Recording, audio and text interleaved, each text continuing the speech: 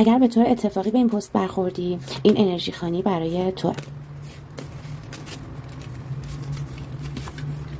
نوباوه شمشیر. نوباوه شمشیر عنصر هوا، سیاره مشتری. نوباوه شمشیر کارتیه که مربوط به کنجکاوی و جستجو برای حقیقت و قدرت ذهنیه. این کارت نشون دهنده فردیه که آماده است تا به دنبال دانایی و یادگیری بره و با ذهنی باز حقیقت رو جستجو کنه. این کارت داره بهت میگه که زمان اون رسیده که بیشتر به دنیای اطراف توجه کنی و سوالات بیشتری بپرسی. این کارت داره بهت یادآوری میکنه که با دقت و هوشیاری به اطراف خودت نگاه کنی و از هر فرصتی برای یادگیری و کشف استفاده کنی.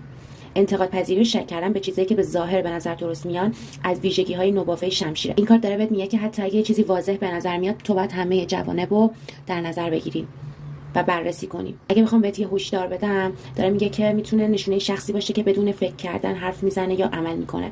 به این آدم نگاه کنید، نوباوه است، انگار تازه کاره ولی شمشیر دستش گرفته. این کارت داره بهت هشدار میده که توی کلمات و رفتار خودت دقت کنی و بیشتر در مورد موضوعات فکر کنی قبل از اینکه وارد عمل بشی.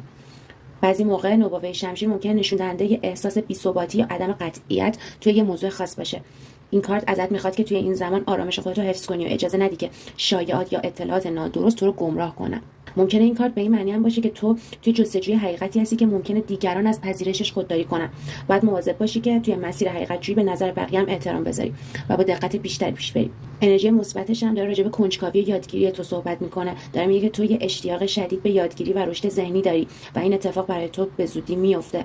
این کارت داره بهت میگه که الان زمان خوبی واسه تحقیق و جستجو و گسترش افق‌های فکریته. داره بهت میگه که با دقت به جزئیات نگاه کن تا بتونی به حقیقت برسی. نوباوه شمشیر به تو انرژی جدید برای شروع و تحقیق و پروژه‌های جدید میده. این کارت نشونه‌ای از انگیزه و علاقه به کشف موضوعات جدیده. این جمله تأکیدی رو با خودت تکرار کن: من به دنبال حقیقت و دانش میرم. من در جستجوی دانایی و تحلیل دقیق محیط اطرافم هستم. یادت نره که این داره بهت یادآوری میکنه که تو باید به دقت فکر کنی و از قدرت ذهنیت به بهترین شکل استفاده کنی.